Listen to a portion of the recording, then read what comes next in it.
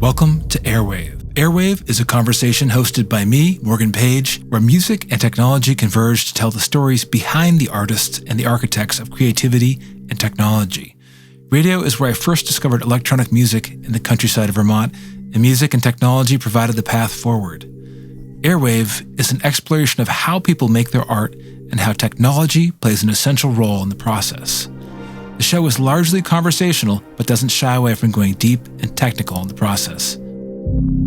For me, the difference before and after Tiesto was before him, when a DJ was playing in a club, nobody was facing the DJ. Everybody was just facing the center of the room, right? And then when he did his Tiesto solo tour in Holland, everybody was facing him suddenly. And I remember I felt that was weird. Like, why is everybody looking that way? Suddenly the DJ was the center of attention instead of the music. All right, welcome back to another edition of Airwave. My guest this week is Mark Sixma. He is a trance and big room producer hailing from Breda, Netherlands. It's also the home of Hardwell and Tiesto. We go into how he got his original start winning a radio contest with Tiesto, how he got into his collabs with Armin Van Buuren, W&W, and KSHMR, and how he achieves that big room sound he's known for. So let's dive in. You're listening to Airwave with Morgan Page. Airwave is brought to you by RME Audio. Innovative, user-friendly, and high-quality digital audio solutions, RME offers a comprehensive range of audio interfaces, converters, and mic preamps, all based around its unique and innovative core technologies.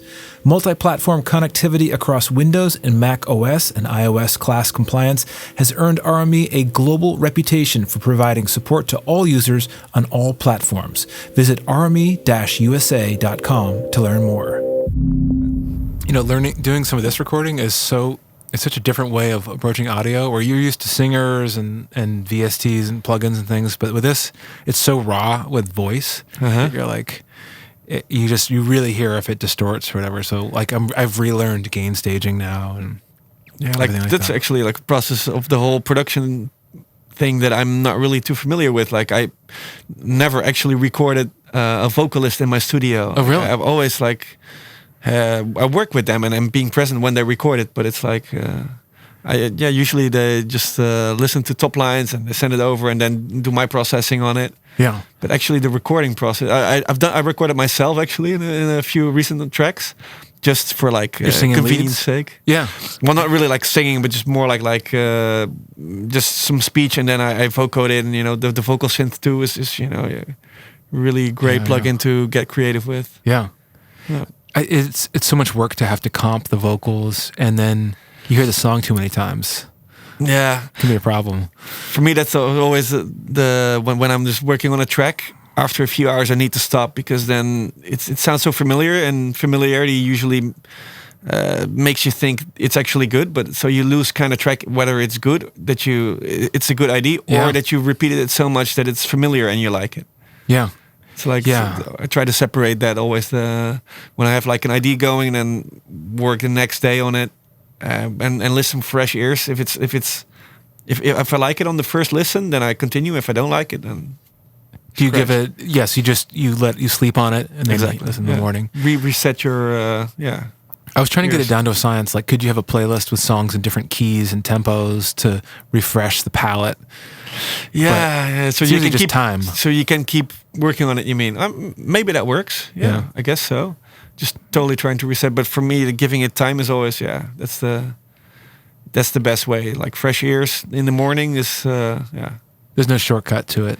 No, you just got to give it some time. I think that's what I like to do. At least for me, that works the best. So if you're road testing, if you're out in the car, do you say, okay, I'm gonna listen to this like 3 times and then I'm done? Or when you're checking it on different monitors, different situations? I always like I listen in my dad's studio at his hi-fi installation, which isn't anything like crazy, just on my phone. And actually I don't have a car, so I don't do the car test, but I use it for me the most important one is the club, because mainly I've been focused on making club tracks. So if it sounds good in the club, and it sounds good in my studio, then usually it's already like it's a pretty safe bet that it's gonna sound good on those platforms, and then whether it's good for streaming is a different matter. But for me, the production process when I'm producing is mainly I do both. Working on my headphones, half the track, and half of the track is on the speakers. So I do both, and if it already sounds good on those two, then usually it's already like pretty much there. Isn't it amazing how helpful headphones are? Actually, like I think some people say don't mix on headphones, and there's a reason for that advice, but they really tell you when something is wrong. Just to be able to go back and forth, get that other opinion. For sure. I mean, I love actually. I was a bit hesitant on working on headphones. And I have for me the most the disadvantage of working with headphones is actually that it's not comfortable after a while. Right. After 2 hours, like if you work with closed scans. But now I have these semi-opens with the DT Pro 88, I think, or no 880. For me, it's so comfortable. I can work like it's very dynamic, like 4 or 5 hour. I can work without even noticing I have them on. So they don't get hot in your ears because there's enough ventilation with the open back? Huh. Yeah. It's like, for me, like, I don't need to mix in like a crowded space, so I don't need the closed scans. I just work in my studio. And also, for me, that helps transitioning between monitors and headphones if I work with the open headphones. So which ones are they? They're Bare Dynamic? The DT Pro 880, I think, yeah. Cool. That's awesome. Yeah, they're like so comfortable to wear. And for me, that's... and then the transition from speakers to headphone isn't so big. If you work with closed scans and then listen to your speakers, it can be like two different worlds. Yeah. And you're a little bit lost and you need time to get adjusted again, like for me at least. Do you ever find that when you're touring, you come back with different ears and you have to readjust to the studio world again? Or is it more cohesive for you? No, I don't really... For me, that's not really a problem, honestly. I don't... touring is touring, and usually I don't like to work on the road that much. I always like to be in my studio, full range keyboard, big monitor. I always have a lot of respect for the guys, who can work on tracks on their laptop and then just having a whole project done. For me, I don't know, I'm not used to it. Maybe that's it. Maybe I should give it a go. But for me, it's a bit of a hassle. I've never succeeded in doing a track like start to finish. I mean, I can finish, maybe with arrangement it's helpful, like if you're testing at the club, but it's so hard. You get to the hotel and the chair is the wrong height, the chair doesn't match the table, and then and then you're always interrupted. Someone's checking in, it's like, oh, it's turned down service. And then you forgot to install this specific plugin that you're using. You're always missing like 5 plugins. Yeah, so for me, it's like if either you work on your laptop all the time, so you bring it into your studio and you work on it, and you work on the road. That's, you can do that, but... For me, I just like to work in my own environment. That's, when I'm most comfortable, and that's usually when I get the best results. Yeah. Yeah, it's so hard you have the headphones. Maybe a sub pack is helpful sometimes. I bring that on some trips from going overseas, and that makes it a little more 3D, and you feel the bass. You can sidechain stuff a little easier. I've actually never used that. So how does it work? You just wear it like a... It's like a backpack, or you can have it in the seat back position. Really? Fun. Yeah, it's fun. It's another thing to wire up, and I've brought it on trips and forgotten the cable, and been like, well, I hauled this around for a 2-week China tour, and how heavy is it? It's pretty light, but it's just it's a little bulky, but and you can use it for movies and stuff too. It's nice. Okay, nice. I never tried that. Every advantage you can have on the road that keeps you inspired to make music is great. But I know I personally just spend more time doing edits and mashups. Yeah, mashups is what I love to do on the road. And that's I usually work in Cubase, but you work in Ableton for mashups. Ableton for audio processing. Ableton is like king for me. Yeah, they all have their strengths, right? Yeah, exactly. Like I'm used to Cubase, and for me, it doesn't matter which one you use. Honestly, you can get so much with third-party plugins anyway. So what it lacks, you can make up with third-party plugins usually. So for me, it's just how can I get my ID from my mind into the computer as fast as possible. That's what counts. So isn't Cubase good with songwriting, where you can see the chord, what number chord you're in, and like you can see the different modes? There's something about I've never used that option. Really? Like I guess because I play the piano a lot, so I don't fall back on that necessarily. But for me, like back in the day, it was my dad was using Cubase, so as a hobbyist, and he was showing me around, and I was started with FL Studio actually, but then I bought this Virus rack synthesizer, hardware, and FL didn't have any hardware support, so there was no way I could use it in FL Studio. So he said, "Okay, I'll show you Cubase," and then I started. He was a producer? Huh? Was he a producer, or was it just as a hobby? Yeah, just as a hobby. But yeah, he's been producing pretty much his most of his adult life, I guess. Wow. Yeah.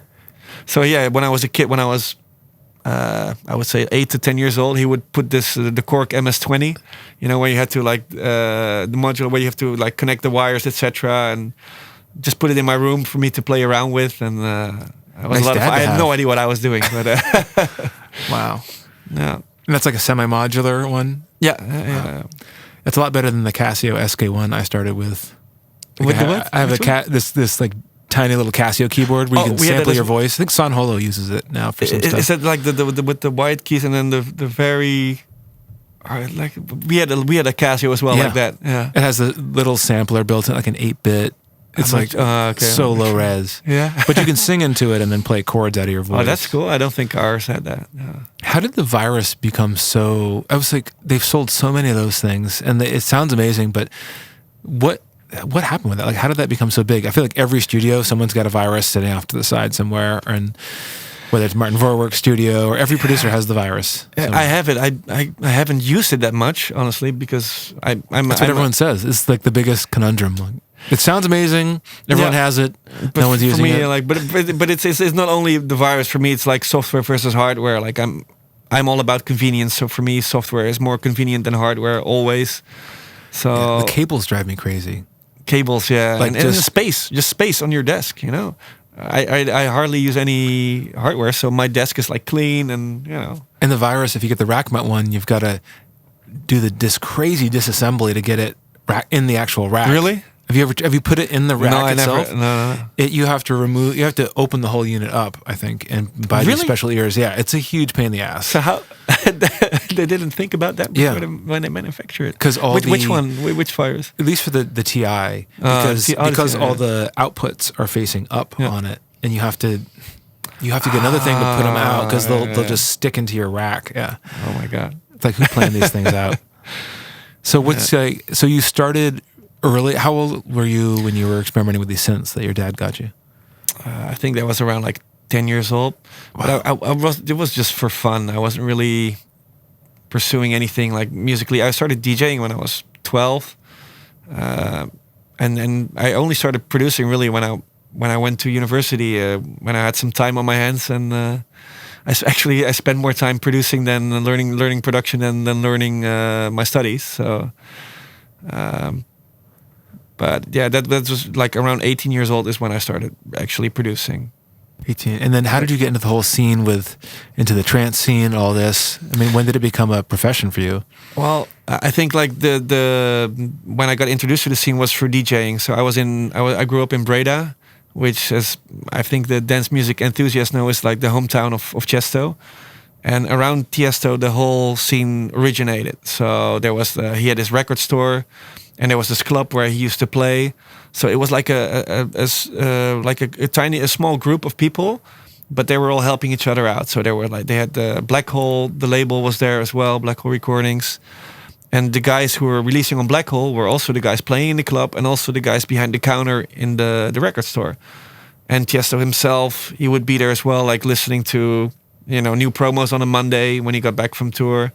And then the white labels he would put, like if he didn't like him, he would just put them for sale in the. Yeah.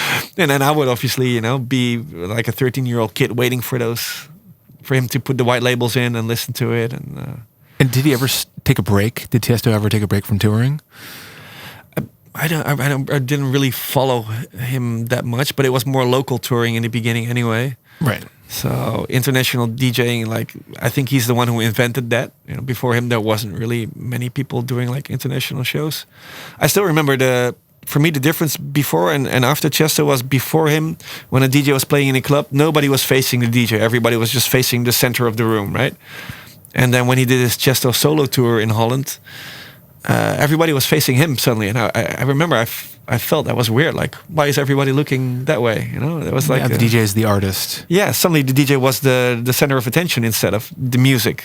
Yeah, it was such a strange pivot. I feel like that happened in the States. It happened globally. Yeah, And I don't know if it was all at the same time, because obviously Europe was way ahead of the US with dance music for perfecting dance music, and then sort of came back to the US after. Yeah, I think so. Yeah. I think with with Gedda, it was more accessible. You know, when Gedda did his big pop collaborations, dance pop collaborations, is when it opened the States up for dance music again in a major way. So when you're a kid, are you looking at dance music and DJing as a viable career? Like, is that the career path? Like, you grew up, you want to be a soccer player? Is that how people perceive it? Back then, no, I didn't think it would be. But I grew up with dance music though. Like, electronic dance music was very big in Holland as long as I can remember. So it's much more common. So, but I never actually thought I could make this a career until I signed my first track with Armada, and then I'm like, maybe there is a possibility for me. That was never really my focus. I just did it because I wanted to. I had fun making music, music DJing, just sharing the music. If there's a new track I found out about, I wanted to share it with my friends. That's why I started DJing.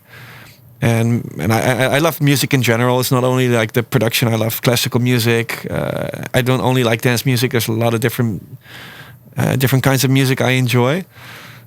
Did Armin discover you, or did someone else at the label? I think the one who gave me my first break was Tiesto. He had this radio show on Radio 538, which is I would say probably like the biggest commercial radio station in Holland, or one of the. And he had this in his radio show. He had this part which was 50 minutes of fame. So you could send in your your mix for 50 minutes, and then every week he would pick out like someone who won, and they would air those 50 minutes of music.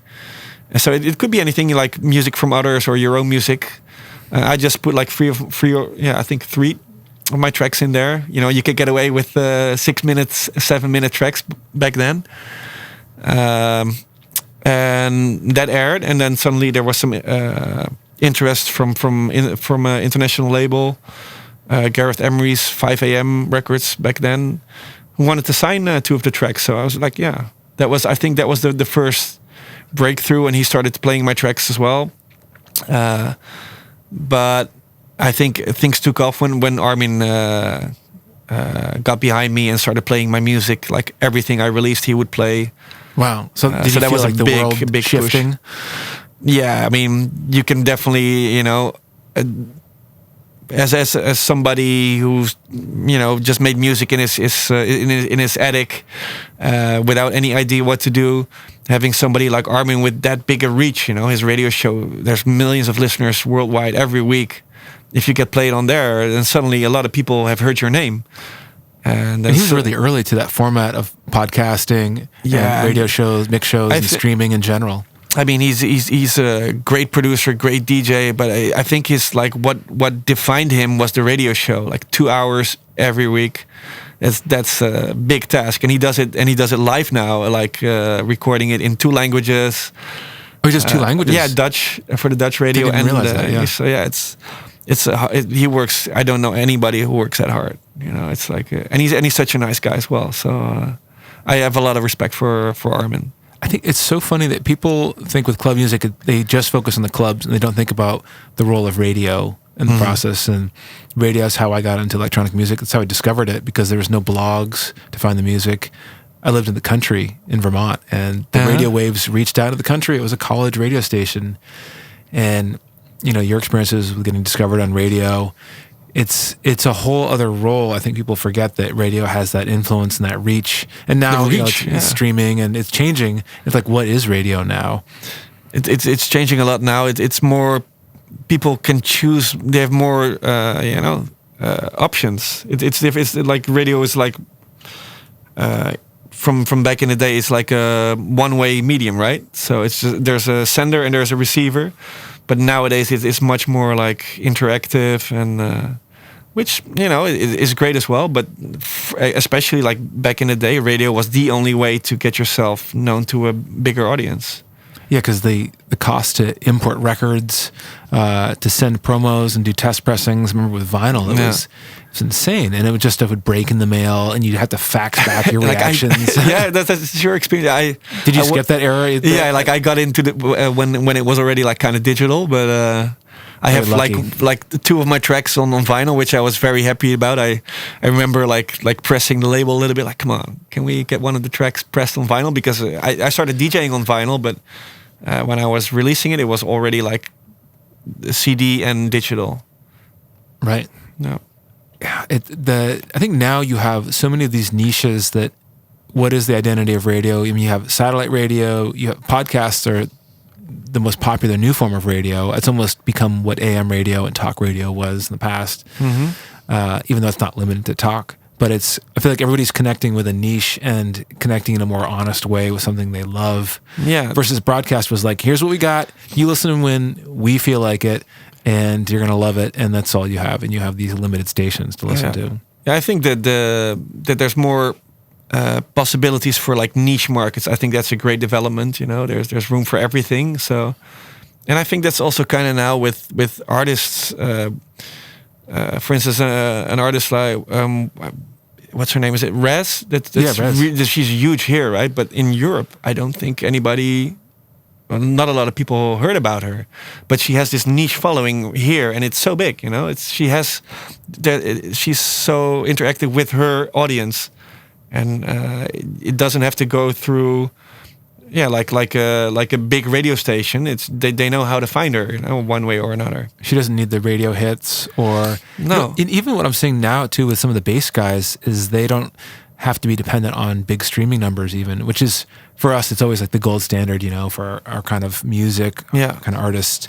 Everyone's judging your Spotify numbers, your monthly listeners. Yeah, there's always this pressure, like followers, streams, followers, and the label wants you to kind of do all the work usually, and then they throw some marketing dollars at it. Yeah, but it is refreshing to see that there are bass guys selling out the Shrine, selling out Red Rocks, big venues, big hard ticket venues, and they don't have to have millions of monthly streams per month. No. So it's interesting. It's like what's connecting there. I think my manager was saying Reddit is actually having a strong community on Reddit can move hard tickets. I think is what you're saying. The key word is community. I think that's what's building these artists. They have like a loyal following, and that's more important than millions of non-loyal followers.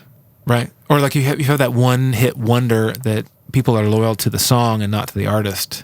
That just blows my mind. Like that somebody can have this huge hit, hundreds of millions of plays, and the audience may not be connecting to the artist in any way and just knows the song, and then they're going to move on to the next big thing. Like I never had like that big of a hit, mainstream hit. I mean, obviously you had the Longest Road. Was that your biggest? I think that or In the Air, either one. Yeah. Did you feel ever like that happened to you? They were, I think, hits within the dance world. It's different than like a pop, like mainstream hit. They never. I think it depends on the repetition of the plays, but at the time, at least with Longest Road, when Deadmau5 remixed it, I could hear it at every club I went to in Miami during Miami Music Week. It was such a crazy feeling. I think now there's less songs that have that, like this was the song of the conference. Exactly. I think it changed a lot. I remember when everybody would play a certain track, but now everybody's kind of playing their own music, which I don't think is a bad thing. Actually, I think it's good that because that was a big problem I think with EDM. When people say everything sounded the same, and it did to a certain extent. Everybody was playing it safe, playing the same hits.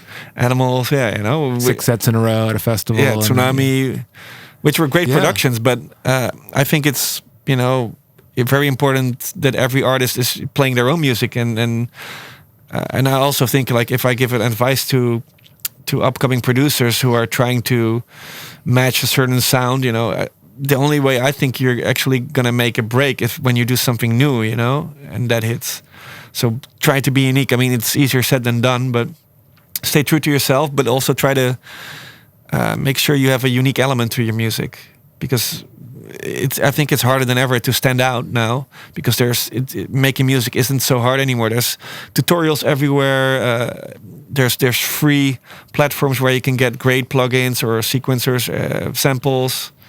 There's no scarcity in the tools. The tools are so good, and the skill sets are being learned so much faster. I think it's like a 2-year cycle now instead of 10 years for becoming a producer. Yeah, I think so too. So, but then what still is important as ever is like, stand out. That's the only way to create a career, I think, or be really. It doesn't have to be like.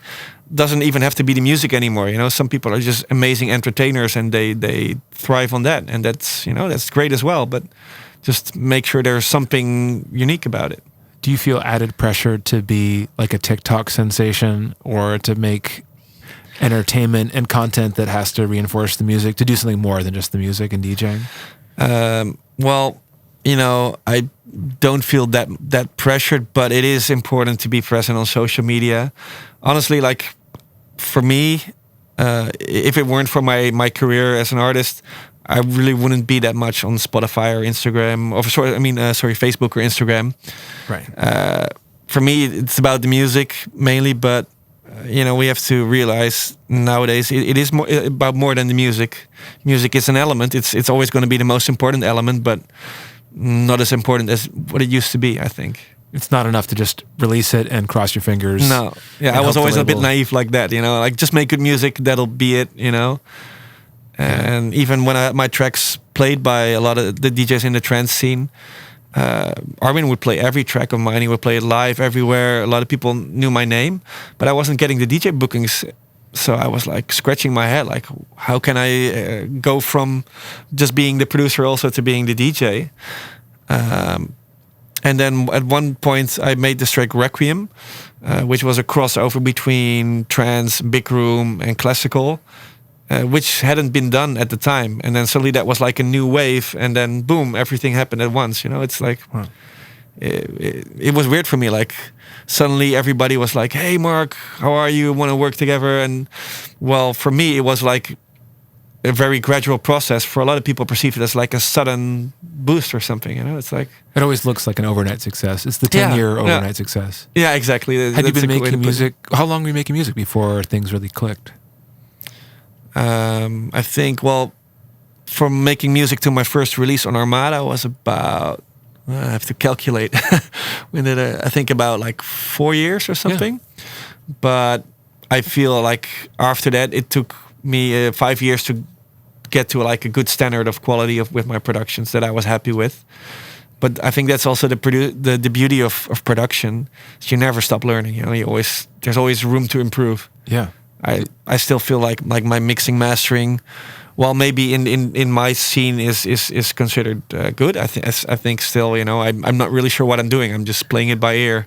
Yeah, what's the finish line too? Like, but are you ever perfectly happy with the track? Do you get to a point where you're like, cool, it's good as it's gonna be? Yeah, like I'm a perfectionist. Like I think that was the difference between me and some other people in my scene, is I just stuck with the track longer. If I felt it was worth it, when everybody would be finished, I would spend another day just making sure it's like the absolute best it can be. Am I ever really happy with, like 100% happy? No, I don't think that's possible. Yeah, I feel like you're just nobody's really wired. If you're really in this for life to make music, you're wired to be a little bit restless. Yeah, in the process. So, getting into the producer flow and the workflow of things. So let's say you're coming back from tour, you've had your weekend shows, you're starting out on Monday, you're back home. When are you getting up? What's your workflow like? Like, walk me through a day in Mark Sixma. Okay, so when I get back from touring, I usually need a day to like, especially if it's like a overseas tour, I need like a day. It can be the day that I arrive home. I need like at least like half a day to balance out again. So I would just go outside. I live next to the forest, so I would just go for a run or a walk, or just like balance. Yeah, just for the balance of it. Compared to the hectic tour life, I need to calm down a little bit. And then I have my studio in my home as well. So I get up in the morning.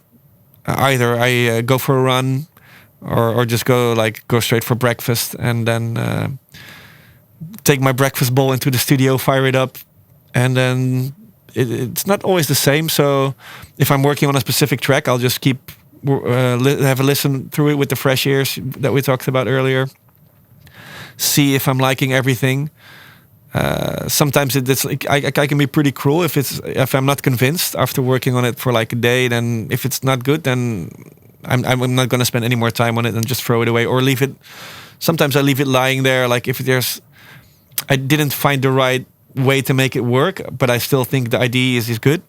How are you starting the tracks?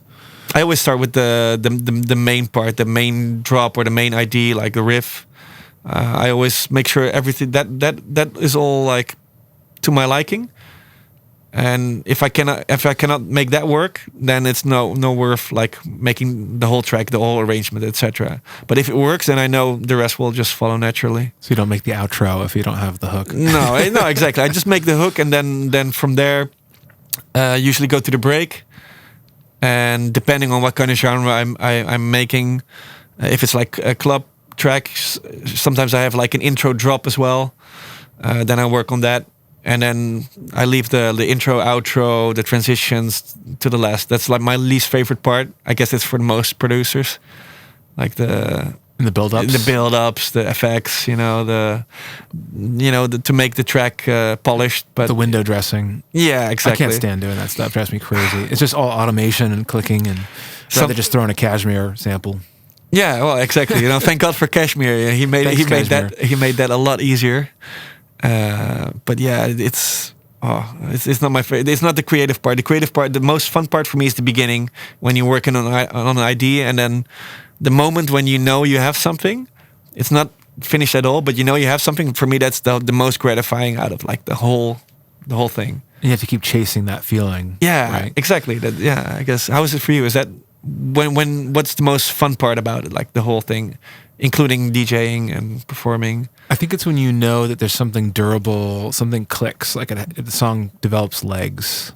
Right. Yeah. And it could be even in the concept form. I always love it when I have the vocal and I go, oh, this is special, this is different. And I'll never finish a song unless I think it's a hit. Like everything I'm very confident in. So, not everything can be a hit. But no, yeah. But you want to be. But you have to believe it at least, right? Yeah. Yeah, but I love that feeling of goosebumps, that you're just chasing that rush, and obviously that little dopamine rush that never lasts. No, and that's where the doubt real comes in. Yeah, and the doubt, like, is it good enough, or And you just need some distance, and I think that's helped me embrace collaboration a lot more, because you've got to get some more ears on it. I think if you're going to expect the whole audience to love it, you've got to work that song through some other ears and opinions, and hopefully someone with complementary skill sets. Yeah, I think on average, group decision making is always better than combining the individual decision making. It's been proven by research, like group dynamics. So if two people like the track, the chances are it's going to do better than if just one person likes the track. And I try to think of it too in stages too, because you don't want to make music for your management necessarily, or be thinking like, will the fans like this? I try to go, okay, please myself first, and then as I'm putting on my editor hat and I'm doing arrangement, I'm thinking of the situation where I might be playing it and thinking, well, it would work there. And like those choices inform how I'm wrapping the song and structuring it. Yeah. Like steering towards which direction you're gonna wrap it up. Well, yeah, to be honest, I've been a little bit guilty about like thinking about the effect before the actual track or the idea. Like, I want to make a club banger, and then I start trying to make it something like this, But my best ideas just came when I'm just sitting down, either just playing on the piano for a melody or messing around with the synth that you just tried, just bought, and then those are usually when my best ideas, I think. So when you're not thinking premeditated. Yeah. Although I can also, the argument for like having a sustainable career, there also needs to be like a red line, like a thin red line, like through all your tracks that people recognize. So going like completely, how do you say, like in left field, sometimes can be a bit, confusing for fans, and also if you're and a DJ. Algorithms. Yeah, and promoters and everybody. So it's the stay in your lane philosophy. It's hard. Yeah. It's hard too, because I think if you have eclectic tastes, how do you present that under your brand? Yeah, if you do. So that's the difference between if I would be a hobbyist and now I'm pursuing it as a professional career. I would probably do more like experimental things for sure if I was just doing it as a hobby. But I still, for me, it's a balance of keeping myself happy and also having a sustainable career. It's a trade-off. But not necessarily a bad thing in my opinion. It is hard because you can't be totally free spirit, exactly, creative type. I mean, people think that's how you make the best art, but somebody has to come in and be the editor, and there is a business to it. Yeah, it is a business in the end. Yeah. It does have to work for other people. And I've seen some artists that they go too inwardly focused and too experimental, and it doesn't sound. People say, "Oh, this doesn't sound like your old stuff," whatever. Well, that argument gets very stale because artists have to evolve and change their sound. Yeah. But I always think you've got to have one foot in the past of your past productions and one foot in the future. Exactly. How do you balance that? It's tough. Well, yeah, that's the trick. Well, you can also do it in a way. The way I'm doing it right now is because I'm trying to make a little bit more like accessible tracks as well, more vocally focused. Whereas before I was more like club focused.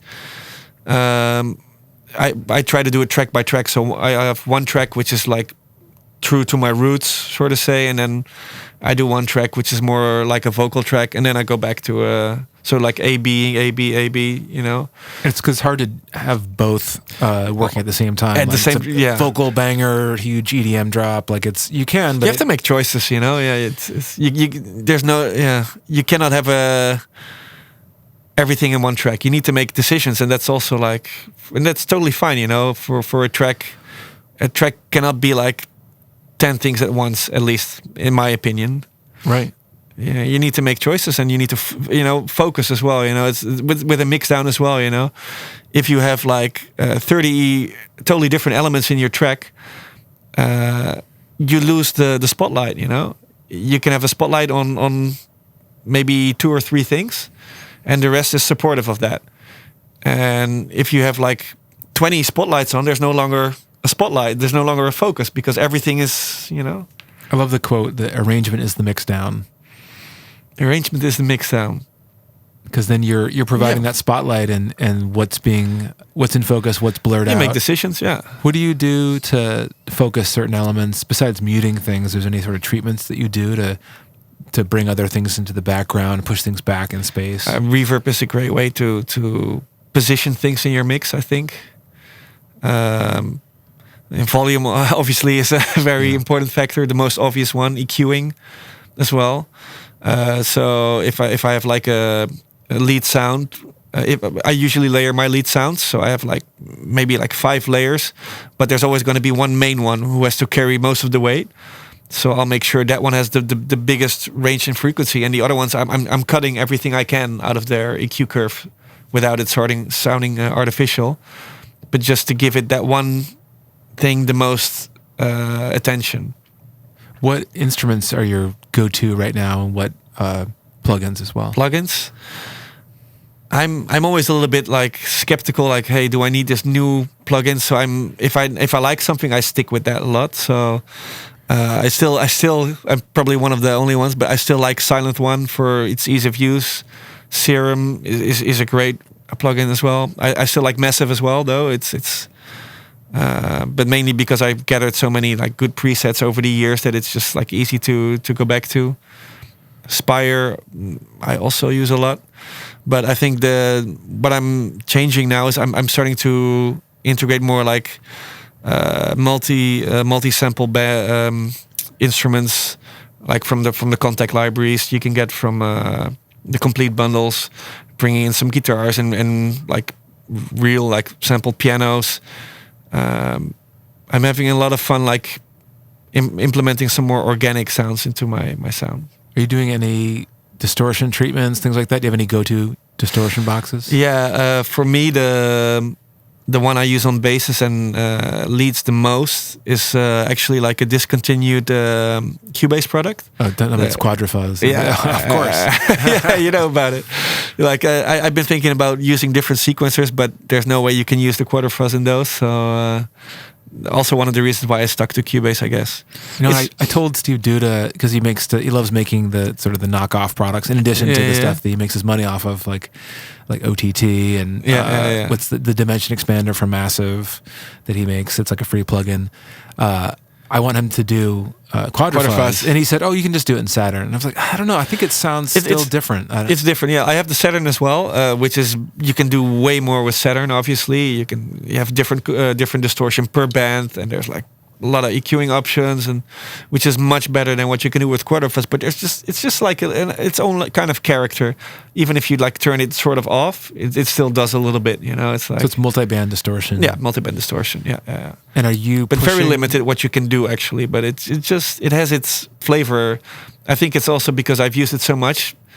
It's sort of became part of my sound. So it's a little scary not using it sometimes. You know. I feel like with all these cult tools and plugins are usually easy to use, get great results, and it really comes down to usability and workflow. For me, workflow is king. You know, ease of use is the most important thing for production. You know, that's why I love LFO tool by Steve. We were talking about Steve Axfer. LFO tool, I use it for all my side chaining, but also I use it sometimes for LFO for you know, filter automations as well. It's just so easy to use, and you know what I like about it, you can see what the compression is doing as well, instead of just if you have a compressor and use it for side chaining, you sort of have an idea, but you don't have that mental image, and with LFO tool you have. So, and when you're doing these distortion treatments and really processing the audio, are you keeping a philosophy of like, I'm going to leave the lows alone? Kind of like in Serum, where you can just solo that and bypass the effects, or are you? Well, if you're going with distortion, I usually avoid the lows because that can really like that nice gritty sound. I think is mostly mids and highs. When you do it to the lows, it can cause a lot of unwanted distortion. I feel like it generates weird harmonics below the fundamental. Yeah. It's for me. I don't like it on lows that much. You know? So like, you would process stuff above 150 or 200 hertz, something like that, maybe? Yeah. And then mostly when I use it mainly on leads. And then my leads anyway, I try to bring down. I don't really need that to have that like that sub. So I probably everything about 200 even, I would say, yeah. Are you doing a lot of transient shapers, things like that for the punch? I mean, your stuff sounds very punchy and present. Sometimes, but usually I don't use it. Like I try to get it done. You do it like with Silent One. There's like, you just do a little bit of like the ADSR, the little bit of decay on the pitch. You know, pitch up, so you can get like a little bit of a tick. It's like. So doing it at the source, you prefer to get the sound right at the source. Yeah, I mean, that's where I try to get the punch from. But another way I like to bring in, like if it's like more like sustained synths, like my big super saw chords. I think the key to make those punchy is actually the compressor I use, the VSC2. We were talking about it. Vertigo. Yeah, Vertigo. Just have like the little bit of the attack come through, and then having it like compressed pretty like hard. So it actually sounds punchy, but it's not because you just kind of like bring down everything after the initial attack. It's just happening very quickly. Yeah, I think that's all audio is, like this illusion that but not just too happens, quickly. But right. not too quickly, because then you lose the transient. So you want the transient to come through, and then Do you use that approach with sidechaining as well, where you have a little tick in the sidechain, or is it you just do you do quicker sidechains or longer? It depends on your source. Like I'm usually doing like longer, like halfway through the bar, but not 100%. So, but now I'm for recent tracks actually I've been doing my like shorter ones. So, but one of the other things where I use a fast one is when I'm doing a kick and like a sub kick. So for like the big room sound, you know, you have that long pumping kick. Actually, the sub, I try to leave the original kick, the main kick, intact as much as I can without removing too much of the lows. But I have to make sure it's like short.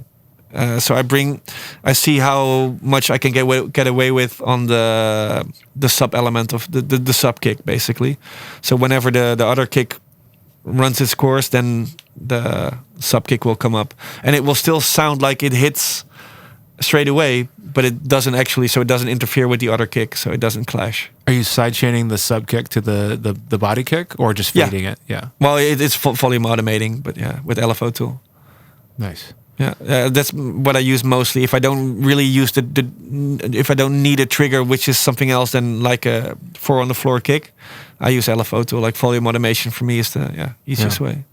Are you approaching stereo width in a way where you're hoping for good translation to festivals and clubs and those kind of sound systems where things are summing to mono, or is it less of a concern? And I usually just play it by ear. Well, in the end of I will A/B, like if I put it on mono, if I lose any elements or not, and if I do, then I get back to the project and see what's causing the issue with the phasing, for instance. So something disappears completely versus then just a slight compromise. And also for I like to use like for the big room trance sound, I like to use like very big super sauce, detuned super sauce, also stereo, etc. But I always make sure there's like a mono element as well, which will just cut through. You might not hear it when it's in stereo, but in mono you'll hear it, so. Yeah, I'm always curious how people are stacking that, because those voices are just going to phase out. And there's a whole bunch of phasing. It's kind of inherent, I think, to the trance genre as well. But yeah, just I check in the end if I put some into mono, just have a mono stereo thing on the master.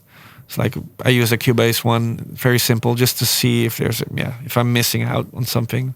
So you could create kind of like a mono twin of it and have that detuned sound be tucked underneath, just so that you have your mids there versus the sides. Yeah.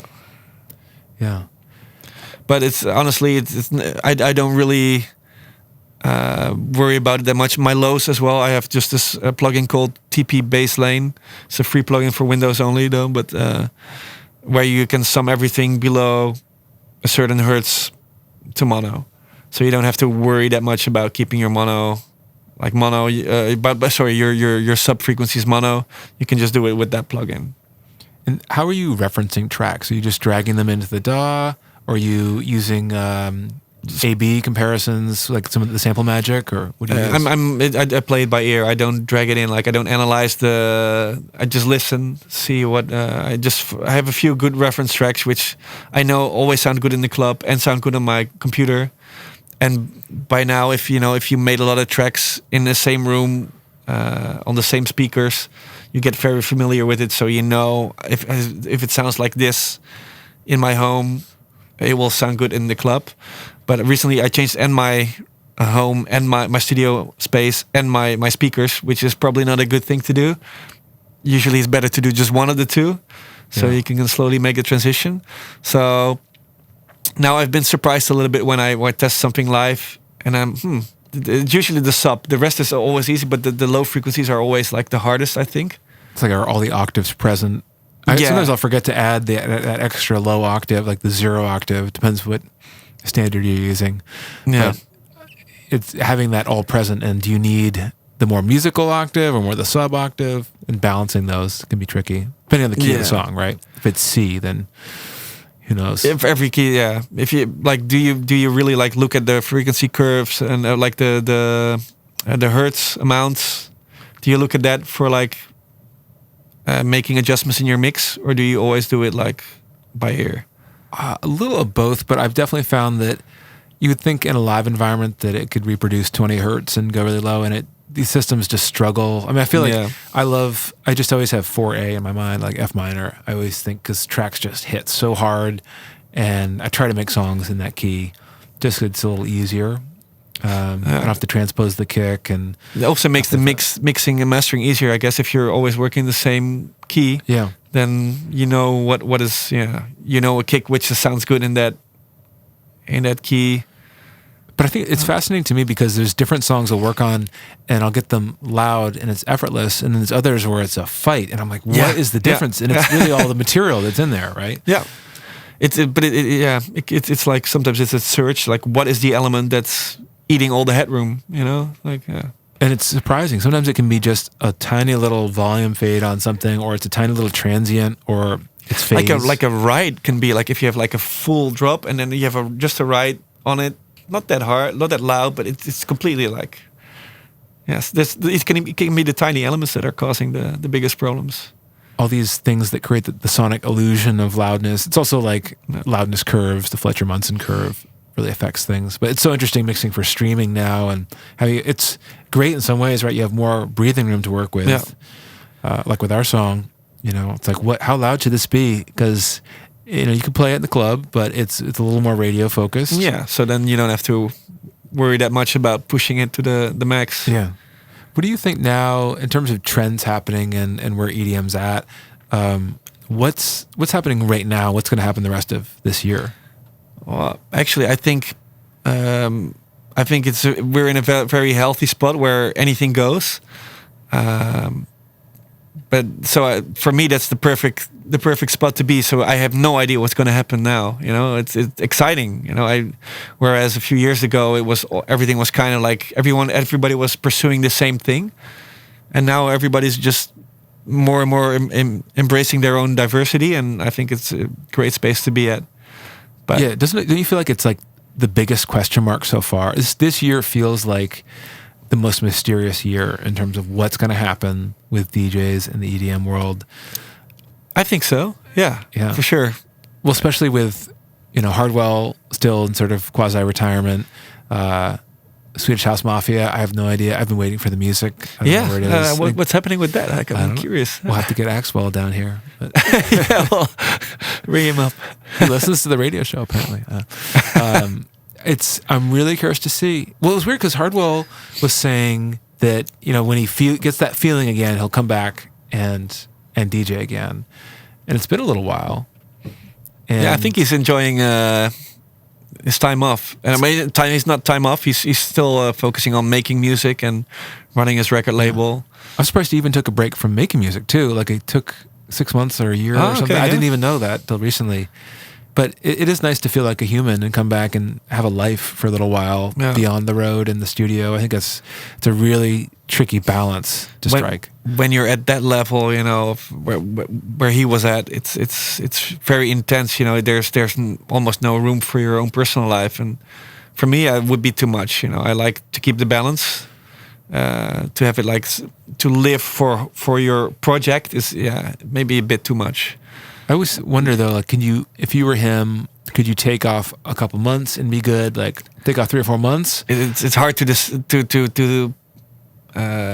we can talk about all we want, but we don't know how it is to be at least for me, I don't know how to be in that position where a lot of people depend on him as well, to just take a step back. There's always that team pressure. And you have your company, your record label, right? So if you're taking a step back, it's going to have impact on everybody who works there, So it's. But I have a lot of respect for him making that decision. Yeah, that was really smart. I mean, I think, obviously seeing what happened with Avicii, and I remember I used to talk to Avicii every now and then. I'd see him at festivals, and then it was so hard to stay in touch with him. He was sort of walled off by a team of people, and then you become much more vulnerable in that state, because I don't think if you're not hanging out with like-minded artists as much, and maybe you're lonely on the road. You're in a bubble, Like for me, when I saw the documentary for the first time, it's like that was kind of a shock to me. I had no idea it was like that bad. Yeah, you don't know because he's sheltered from that world, and then people are putting business interests above sanity. Like I think if I don't think he enjoyed performing at all. Right? It's like he was a studio guy. They were just telling him like you have to do this. And he was doing it, but I think that was the cause of all the problems. Yeah, most of the problems. Yeah. So what's next for you? You're here on tour playing shows. You flew all the way from you had Estonia and then Estonia yesterday and here. Yeah, so flying back tomorrow to the studio. I always try to fly back as soon as I can, just to be back in the studio, maximize my studio hours. because with all the touring, it can be great to stay at places, but then you don't get the hours in the studio that I really want. I don't like to work on the road as much, so I need to be home to actually be productive. Yeah, don't you feel like you have to have a certain amount of time in the studio where you're kind of greased and your ears are in studio mode to be productive? Like you can't just come back and work one day.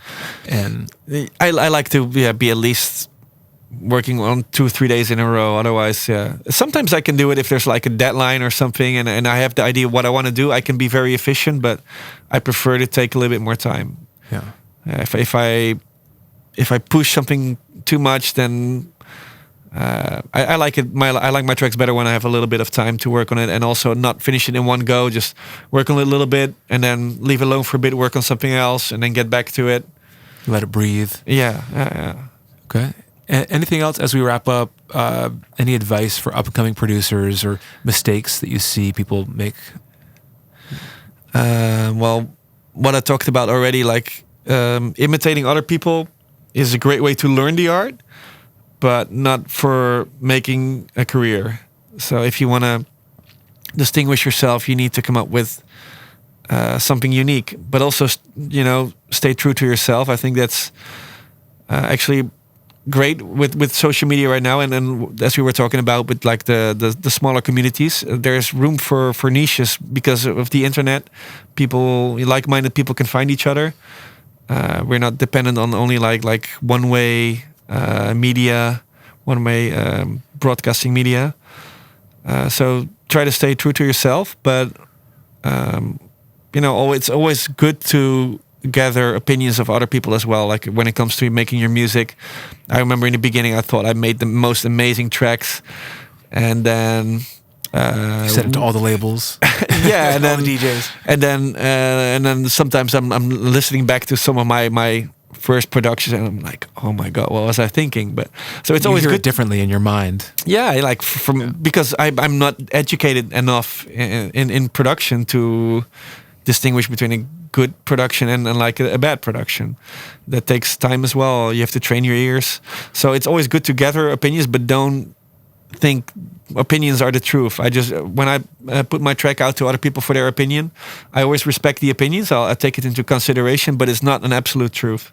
So in the end, you need to make the decision yourself. But I always think it's interesting. You get feedback from a team member, or manager, or an agent, or somebody. I usually don't have my agents reviewing the stuff. They're too busy just getting bookings. Yeah.